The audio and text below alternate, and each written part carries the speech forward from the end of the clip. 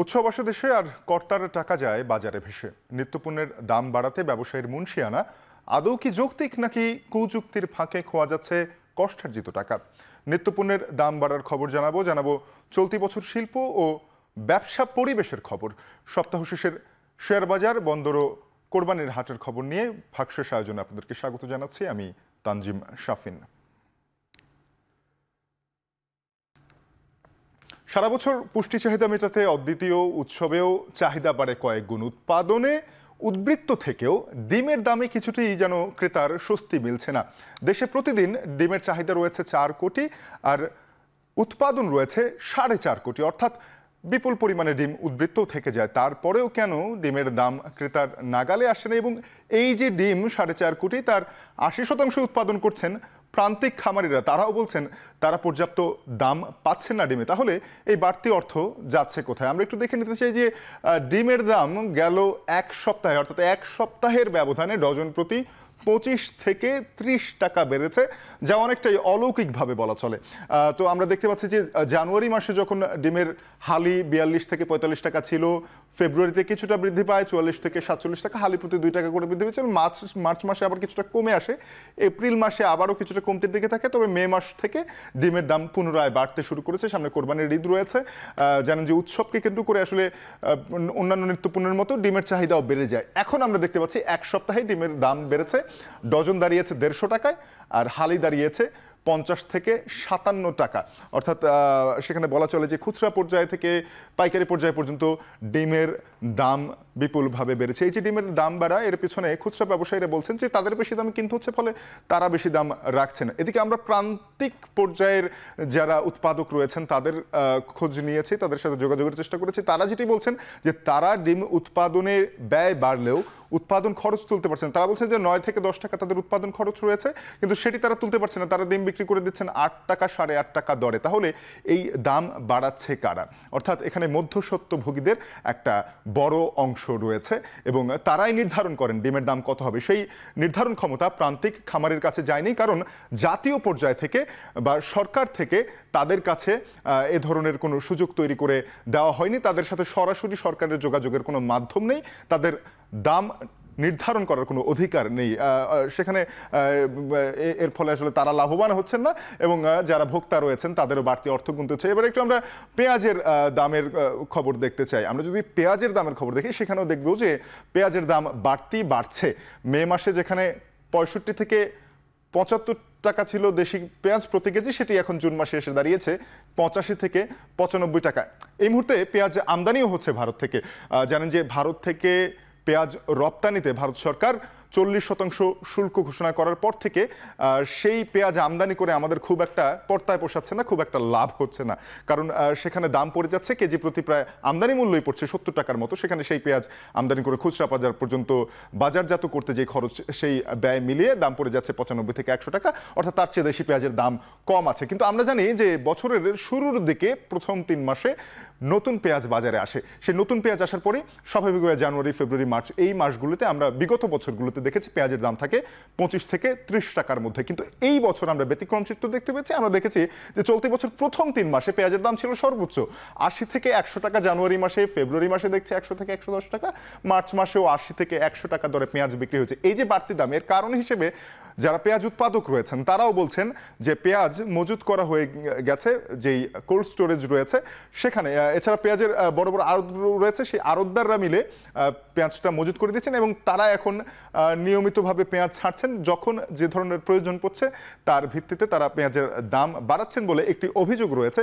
প্রান্তিক পর্যায় থেকে। এবার আমরা একটু দেখে নেই অন্যান্য যে মশলাগুলো রয়েছে যেগুলো এই কোরবানির ঈদের সময়টাতে ব্যাপক ব্যবহার হবে বা বাজারে চাহিদা রয়েছে, সেগুলোর কি খবর। আমরা দেখছি যে আদার দাম 1 মাস আগে ছিল 250 টাকা পর্যন্ত সর্বোচ্চ, সেটি এখন 300 টাকা পর্যন্ত সর্বোচ্চ দাঁড়িয়েছে, অর্থাৎ দাম বেড়েছে। রসুনের দামের ক্ষেত্রে আমরা ঠিক একই চিত্র দেখতে পাই। রসুনের দাম 210 টাকা পর্যন্ত ছিল 1 মাস আগে সর্বোচ্চ, যেটি এখন 240 টাকায় পৌঁছেছে। জিরাও আমদানি হচ্ছে। জিরার দাম আমরা দেখছি যে গত মাসে 650 থেকে 850 বিক্রি ছিল, এবারে 750 থেকে 850 টাকা বিক্রি হচ্ছে। নিম্ন মূল্য যেটি সেটি বেড়ে গেছে। আমরা দেখছি যে 1 মাস আগে কাঁচামরিচের দাম যেখানে ছিল 120 থেকে 160 টাকা, সেটি এখন দাঁড়িয়েছে 160 থেকে 220 টাকা, অর্থাৎ কাঁচামরিচের দামও ব্যাপকভাবে বেড়েছে। আমরা আসলে মশলার বাজার এবং দরদাম নিয়ে দেখছিলাম। আমরা এবার একটু আরও একটি প্রতিদিনের পণ্য সেটি সম্পর্কে জানতে চাই। আমরা ধানের দাম বাড়ছে বিভিন্ন বাজারে, এ নিয়ে আমাদের সহকর্মী এ নিয়ে আমাদের সাথে যুক্ত হবেন আজিজুল সঞ্চয় যুক্ত হয়েছেন আমাদের সাথে ব্রাহ্মণবাড়িয়া থেকে। সঞ্চয়, জানাবেন যে ধানের দাম এই মুহূর্তে বাজারে কেমন? আমি দেখছি যে বৃষ্টি হচ্ছে, এতে করে আসলে ধান বাজারজাতকরণ এবং সংরক্ষণের ক্ষেত্রে কোনো ধরনের বাধা বিপত্তি আসছে কিনা? আমরা দেখছি অনেক ধানের ক্ষেত্রে কেজি প্রতি 2 থেকে 3 টাকা বেড়েছে রাজধানীর বাজারে, সেটি কি ব্রাহ্মণবাড়িয়াতেও একই রকম চিত্র কিনা? শাফিন, আপনি নিশ্চয়ই জানেন যে দেশের পূর্বাঞ্চলের সবচেয়ে বৃহৎ যে ধানের মোকাম সেটি কিন্তু ব্রাহ্মণবাড়িয়ার আশুগঞ্জে। এবং আমরা গত 1 থেকে 1.5 মাস ধরে দেখছি যে এই আশুগঞ্জ মোকামে পর্যাপ্ত পরিমাণ ধানের সরবরাহ আছে, এবং আজকেও আমরা সকাল থেকে সেই মোকামটি আমরা ঘুরে দেখেছি এবং দেখেছি যে আসলে এখানে প্রচুর পরিমাণ ধান আসছে। তবে আপনি যেই কথাটি বলছেন যে আসলে ধানের দামটা বেড়েছে, আসলে আমরা এখানে ক্রেতা বিক্রেতা দুই পক্ষের সঙ্গে আমরা কথা বলেছি। আসলে এখানে মূলত ব্রাহ্মণবাড়ির যে 250 যে চালকল আছে সেই চালকলগুলো কিন্তু মূলত এইখান থেকে কিন্তু ধান কেনে, এবং তারা কিন্তু বলছেন যে আসলে এখন যে দরে আসলে ধান বিক্রি হচ্ছে সেটা কিন্তু খুব বেশি দর তারা বলছেন না। আমি যদি আপনাকে কিছু ধানের দর সম্পর্কে বলি, আজকে এই আশুগঞ্জ মোকামে এখন বর্তমানে 3 ধরনের ধান পাওয়া যাচ্ছে, বিয়ার 28, 29 এবং মোটা ধান। আজকের 28 ধানের প্রতি মণ বেচা কেনা হচ্ছে 1200 থেকে 1300 টাকা, এবং বিয়ার 29 ধান বিক্রি হচ্ছে 1100 থেকে 1150 টাকা। ছাড়া যে মোটা ধান সেটি বিক্রি হচ্ছে, সেটি কিন্তু বিক্রি হচ্ছে যে 1000 থেকে 1020 টাকা, এবং এটি আসলে খুব বেশি না বলে আমাদেরকে জানিয়েছেন যে এখানকার যারা ব্যবসায়ী আছেন তারা বলছেন। তবে ব্যাপারে একটু বেশি বলছেন যে আসলে এবার হাওড়ে কিন্তু ধানে বেশ ভালো ফলন হয়েছে আসলে, যার ফলে এখন মোকামে ধানের সরবরাহটা কিছুটা বেড়েছে, এবং সেটির দামও কিন্তু খুব বেশি বাড়ছে না। তবে আসলে একটি তথ্য সাথে একটু দিয়ে রেখে আপনাকে, আসলে এই আশুগঞ্জ মোকামে কিন্তু মূলত কোনো কৃষকরা কিন্তু আসলে এখানে ধান নিয়ে আসেন না। মূলত যেসব ব্যাপারী যারা আসলে তারা আছেন ব্যাপারীরা, তারা কিন্তু মূলত হাওড়ের বিভিন্ন এলাকাতে ঘুরে ঘুরে কিন্তু তারা কৃষকদের কাছ থেকে তারা ধান কিনে নিয়ে আসেন, এবং সেই ধানগুলো তারা আসলে এই আশুগঞ্জ মোকামে তারা বিক্রি করেন। অর্থাৎ মানে বলা যেত আসলে এখানে কিন্তু কৃষকদের কিন্তু সরাসরি কোনো সম্পৃক্ততা এখানে নেই। এবং আসলে এখানে যে ধান সঞ্চয়, আমরা যেহেতু বাজার দর নিয়ে কথা বলছিলাম, আমরা ধানের দামটা আপনার কাছ থেকে জেনে নিলাম, যেহেতু আশুগঞ্জে বৃহত্তম ধানের মোকাম রয়েছে সেই ব্যাপারে। এবার একটু বন্দরের খবর জানতে চাই। বন্দর থেকে এই যে কোরবানির জন্য বিভিন্ন ধরনের মশলার প্রয়োজন রয়েছে, সেই মশলা আমদানির কি খবর রয়েছে?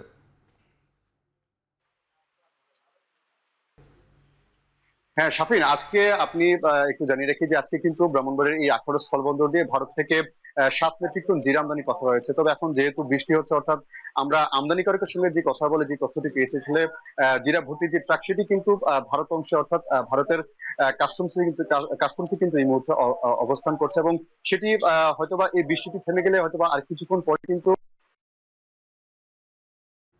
সেই ট্রাকটি কিন্তু আসলে এই বন্দরে এসে পৌঁছাবে। একটু শপিং জানিয়ে রেখে আসলে প্রতি টন জিরা কিন্তু আমদানি করা হয়েছে 2500 মার্কিন ডলার, অর্থাৎ এই 7 টন জিরার কিন্তু আমদানি মূল্য প্রায় 17,500 মার্কিন ডলার, এবং শুল্ক আদায় করবে। এছাড়া যে বন্দর কর্তৃপক্ষ। সঞ্চয়, আপনাকে অসংখ্য ধন্যবাদ আমার সাথে যুক্ত হওয়ার জন্য। সহকর্মী আজিজুল সঞ্চয় যুক্ত হয়েছিলেন ব্রাহ্মণবাড়িয়া থেকে, জানাচ্ছিলেন আখাউড়া স্থলবন্দর থেকে জিরা সহ অন্যান্য মশলা আমদানি চলছে। একই সাথে ব্রাহ্মণবাড়িয়ার বৃহত্তম আশুগঞ্জ মোকামে ধানের দরদাম বিষয়ে জানাচ্ছিলেন তিনি। এবার অন্য প্রসঙ্গে যেতে চাই। জানেন যে চলতি অর্থ বছরের অর্থনৈতিক সমীক্ষা 2024 প্রকাশ করেছে বাংলাদেশ পরিসংখ্যান ব্যুরো। সেখানে দেখা যাচ্ছে এই অর্থ বছরে বিভিন্ন সূচকে ধারাবাহিকতা থাকলেও প্রবৃদ্ধি কমে আসছে। মোট জিডিপির প্রাক্কলন করা হয়েছে 50,48,000 কোটি টাকা। আমরা একটু তথ্য চিত্র বিবরণীতে দেখে নিতে চাই। জিডিপিতে আমরা দেখছি যে শিল্প খাতের অবদানের মধ্যে আমরা বলছি যে 50,48,000 কোটি টাকা প্রাক্কলন করা হয়েছে মোট জিডিপি। তার মধ্যে শিল্প খাতের যে অবদান রয়েছে সেটি আমরা দেখতে পাচ্ছি। শিল্প খাতের অবদান রয়েছে সেখানে 17,53,000 কোটি টাকা, যেটি গত বছর ছিল 15,53,000 কোটি টাকা, তার আগের বছরের 13,47,000 কোটি টাকা। অর্থাৎ আমরা দেখছি যে 2 লক্ষ কোটি টাকার মতো অবদান বেড়েছে শিল্প খাতের। তারপরেও শিল্প খাতের যে প্রবৃদ্ধি সেটি গত বছরের তুলনায় অনেকটাই কমে এসেছে। আমরা একটু শিল্প খাতের প্রবৃদ্ধি দেখে নিতে চাই চলতি অর্থ বছরে শিল্প খাতের প্রবৃদ্ধি 7% নিচে। আমরা আবার একটু জিডিপি দেখছিলাম, আমরা এরপরে শিল্প খাতের অবদান দেখছিলাম জিডিপিতে। এবারে আমরা একটু দেখতে চাই যে প্রবৃদ্ধি কিরকম আছে শিল্প খাতে? আমরা শিল্প খাতের প্রবৃদ্ধি এবারে 8% ছিল গত বছর, এবার কিন্তু সেখান থেকে 7%-এর নিচে নেমে এসেছে।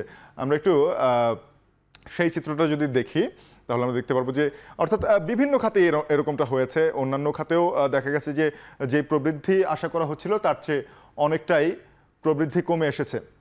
আমরা শিল্প খাতের যে গ্রোথ রয়েছে সেটা একটু দেখতে চাই।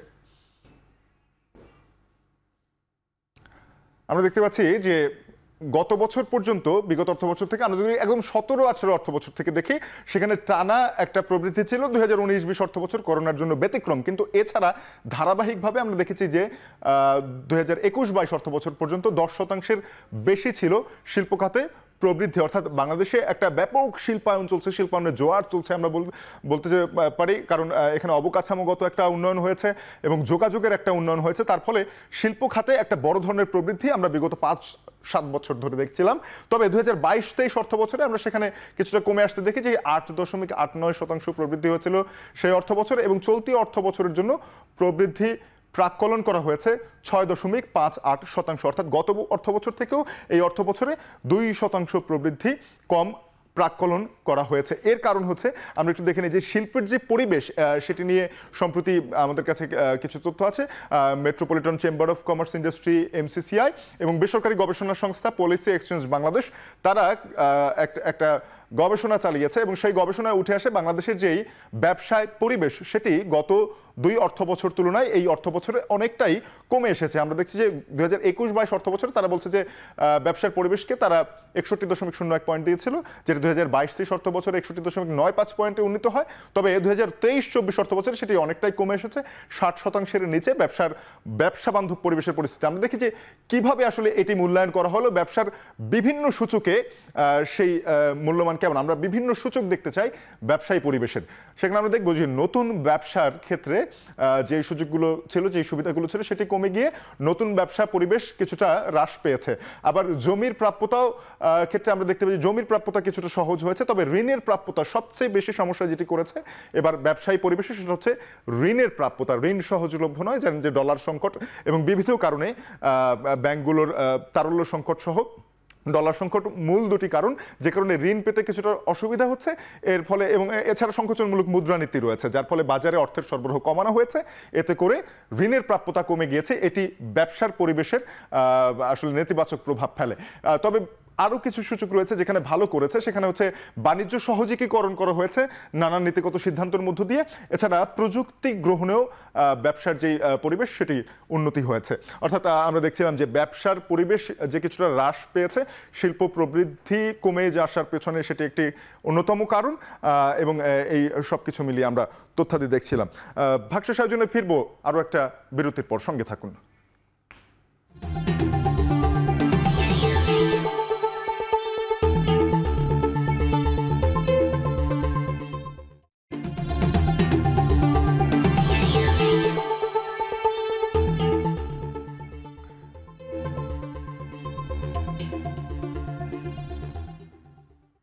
ফিরে এলাম বিরতির পর, দেখছেন ভাগশেষ।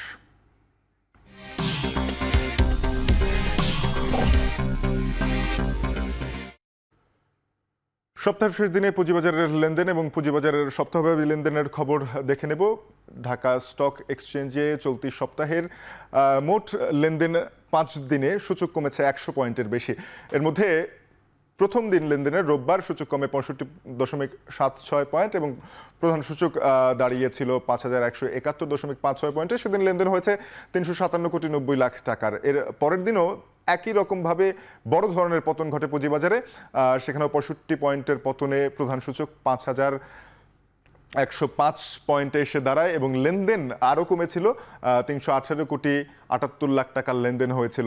পরের দিনও পতনের ধারাবাহিকতা অব্যাহত থাকে, 35.86 পয়েন্ট হারিয়ে প্রধান সূচক DACX দাঁড়ায় 5070 পয়েন্টে। সাথে লেনদেন কিছুটা বেড়ে হয়েছিল 431,64,00,000 টাকার। তারপরের দুদিন অর্থাৎ সপ্তাহের শেষ দুদিন পুঁজিবাজারের সূচক বেড়েছে।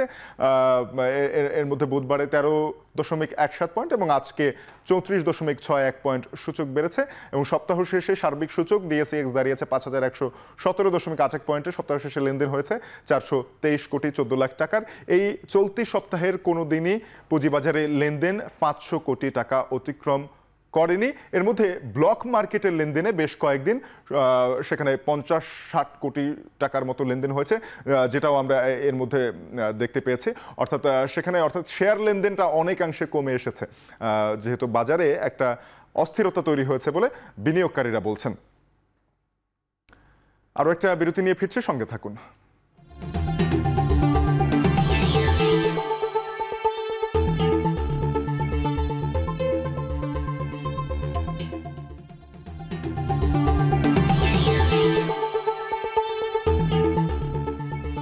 ফিরে এলাম বিরতির পর, দেখছেন ভাগশেষ। জমে উঠেছে পশুর হাটে বেচা বিক্রি। ক্রেতারা পছন্দসই পশু কিনতে হাটে ভিড় জমাচ্ছেন। বেশি চাহিদা রয়েছে মাঝারি আকৃতির গরুর। চট্টগ্রামের নূরনগর অস্থায়ী পশুর হাট থেকে এই বিষয়ে জানাবেন সহকর্মী কাজী মাহফুজ। এছাড়া ফেনী থেকে যুক্ত হচ্ছেন সহকর্মী সুলাইমান ডালিম। শুরুতে মাহফুজ, আপনার কাছে জানতে চাই যে আপনার পিছনে আসলে তিল ধারণের জায়গা নেই, এমনটাই হবার কথা ছিল যেহেতু কোরবানির মৌসুম। জানাবেন যে পশুর দরদাম নিয়ে ক্রেতা বিক্রেতা কি বলছে, তাদের যে আশা সেই অনুযায়ী ক্রেতারা পশু পাচ্ছেন কিনা এবং বিক্রেতারা তাদের আশা অনুযায়ী প্রত্যাশা অনুযায়ী দাম পাচ্ছেন কিনা। শাফিন, কোরবানির বাকি আর 3 দিন, এর মধ্যে চট্টগ্রামের স্থায়ী অস্থায়ী সবগুলো গরুর হাট এখন অনেকটা জমজমাট বলা যায়। আমরা দেখতে পাচ্ছি বিকেল থেকেই ক্রেতারা যেমন আসছেন, একই সাথে কিন্তু দর্শনার্থীও বেশ আসছেন। আপনারা দেখতে পাচ্ছেন আমার আশপাশে, আমার পেছনে কিন্তু প্রচুর ক্রেতা যেমন রয়েছে তেমনি দর্শনার্থীও রয়েছে। আর বেচাকেনার ক্ষেত্রে আমরা দেখতে পাচ্ছি গত কয়েকদিনের তুলনায় আজকে অনেকটা জমে উঠেছে চট্টগ্রামের পশুর হাটগুলো। আর দামের ক্ষেত্রে বরাবরের মতো এখানে আমরা দেখতে পাচ্ছি গত কয়েকদিন ধরে ক্রেতারা যে অভিযোগটি করে আসছেন সেটি আজকেও বলছেন যে গতবারের তুলনায় প্রায় 15 থেকে 20% পশুর দাম এবার বেড়েছে। আর বিক্রেতারা সেক্ষেত্রে বলছেন মূলত গোখাদ্যের দাম বেড়ে যাওয়া, একই সাথে চিকিৎসা খরচ, লালন পালনের খরচ সব মিলিয়ে কিন্তু এবার পশুর দাম গতবারের তুলনায় অনেকটা বেশি। যার কারণে আমরা দেখতে পাচ্ছি অন্যান্য বছরে যারা কোরবানিদাতা, যেখানে তারা একজন ব্যক্তি একটি পশু কোরবানি দেন, সেখানে এবার অনেকেই কিন্তু কয়েকজন মিলেই একটি পশু কোরবানি দিচ্ছেন। এরকম অনেক ক্রেতাও কিন্তু আমরা এখানে দেখতে পাচ্ছি। তো আর দামের আর পশু যেখানে সরবরাহ, সেক্ষেত্রে আমরা দেখতে পাচ্ছি কিন্তু পর্যাপ্ত পশু আসছে চট্টগ্রামের স্থায়ী অস্থায়ী হাটগুলোতে। পার্শ্ববর্তী যে জেলাগুলো আছে রাঙ্গামাটি, খাগড়াছড়ি, বান্দরবান, একই সাথে উত্তরবঙ্গ থেকেও কিন্তু ট্রাকে ট্রাকে পশু আসছে এখানে। কিন্তু বেচা কিনা আমরা দেখতে পাচ্ছি আর ধীরে ধীরে জমে উঠছে। যেভাবে জমে ওঠার কথা ঠিক সেভাবে জমে না উঠলেও ধীরে ধীরে জমে উঠছে। অনেকেই দেখছেন, একটু চিন্তা ভাবনা করছেন, যেহেতু দাম বেশি এবার সেই বিষয়গুলো বিবেচনা করে মূলত পশু বেচা কেনা হচ্ছে এখানে। আর চট্টগ্রামে বলে রাখি যে এবার কোরবানির পশুর চাহিদা রয়েছে 8,85,000, তার মধ্যে কিন্তু স্থানীয়ভাবে উৎপাদন হয়েছে 8,52,000, ঘাটতি রয়েছে 33,000। সেই ঘাটতিগুলো কিন্তু স্থানীয়ভাবেই পূরণ করা সম্ভব বলছেন প্রাণী সম্পদ কর্মকর্তারা। দর্শক, আমরা এবার একটু চলে যেতে চাই ফেনীতে। সেখানে আছেন সহকর্মী ডালিম, তিনি জানাবেন সেখানকার পশুর হাটের বেচা বিক্রির সবশেষ তথ্য। ডালিম। মাহফুজ, আপনি যেমনটি বলছিলেন কোরবানির আর মাত্র 3 দিন আছে। এই আসলে কোরবানির অল্প সময়ের বাকি আছে। এই অল্প সময়ে কিন্তু হাটগুলো কিন্তু জমে উঠেছে। আমরা ঈদুল ফিতরের সময় যেমনটি দেখি জামা জুতা সহ বিভিন্ন বিধানগুলোতে এইসব কেনাকাটার জন্য মানুষের যে উৎসব থাকে, সেই উৎসব কিন্তু ঈদুল আজহা অর্থাৎ কোরবানিকে ঘিরে কিন্তু হাটগুলোতে রয়েছে। আমরা আজকে যে হাটটিতে রয়েছি এটি হচ্ছে যে ফেনীর পান কেন্দ্রের একদম সি অফিসের যেই হাট রয়েছে, এই হাটটিতে আমরা দেখেছি যে একদম সকাল 10টা থেকে হাটে দেশের বিভিন্ন স্থান থেকে উত্তরাঞ্চল, দক্ষিণাঞ্চল সহ দেশের বিভিন্ন স্থান থেকে কিন্তু এখানে ট্রাকে পশু এসছে এবং সকাল 10টা থেকে শুরু হয়ে এখন বিকেল 5:30 এখনও কিন্তু হাট জমজমাট রয়েছে এবং ধারণা করা হচ্ছে যে রাত 12টা অবধি কিন্তু এখানে হাট জমজমাট হবে। এছাড়াও আজকে কিন্তু ফেনীর আরেকটি বড় হাট রয়েছে চাঁদগাজী এবং অন্যান্য এলাকায় যেসব হাটগুলো হাটগুলো রয়েছে আমরা খবর নিয়েছি সব জায়গায় কিন্তু পশুর যে বিক্রি কিনি সেটি কিন্তু অন্যান্য দিনের চাইতে কিন্তু জমজমাট ছিল। অর্থাৎ অনেকেই মনে করছেন যে আর 3 দিন বাকি আছে, এখনই পশুটি কিনে নেওয়া দরকার। যদিও এই হাটটি শনিবারে রয়েছে, সেই হাটটির জন্য অনেকেই অপেক্ষা করছেন না। আমরা হাটে এসে যেটি দেখেছি যে দেশীয় জাতের যেসব গরু রয়েছে, যেসব গরুর দাম 80 থেকে 1,20,000 অথবা 1,40,000 টাকা, সেসব গরুর চাহিদা একটু বেশি রয়েছে। এছাড়াও বড় জাতের যেসব গরু রয়েছে 3 লাখ থেকে 5 লাখ টাকা, সেসব গরু বাজারে খুব কম বিক্রি হচ্ছে। এছাড়াও ফেনীর ছাগলাই আমরা বিভিন্ন বাজারগুলোতে দেখেছি, সেখানে মহিষের চাহিদা রয়েছে। আমরা কথা বলেছি যে প্রাণী সম্পদ বিভাগের সাথে, প্রাণী সম্পদ বিভাগ আমাদেরকে যেটি জানিয়েছেন যে এবারই কোরবানির জন্য ফেনীর জেলায় মোট 90,000 পশু কিন্তু প্রস্তুত রয়েছে, যেখানে ফেনীর মানুষের চাহিদা ছিল 87,000, অর্থাৎ উদ্বৃত্ত উৎপাদন রয়েছে। কোরবানির হাটগুলোতে আমরা এই হাটটিতে এসে দেখেছি যে পুলিশের টিম রয়েছে এবং ব্যাংকগুলো কিন্তু তৎপর রয়েছে। সব মিলিয়ে কোরবানির যে উৎসব, কোরবানির হাটকে ঘিরে সেটি কিন্তু ফেনীতে জমজমাট ছিল। এই শাফিন, এই ছিল আমার কাছে ফেনীর পশু হাট নিয়ে সর্বশেষ।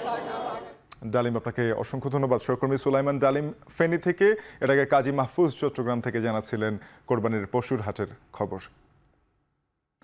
এ ছিল আজকের ভাগশেষ আয়োজন। এখন টেলিভিশন ওয়েবসাইটে দেখতে ভিজিট করুন www.ekhon.tv। এছাড়া ফেসবুকে যুক্ত থাকুন facebook.com/tv.ekhon, আর ইউটিউবে দেখতে youtube.com/c/ekhon tv।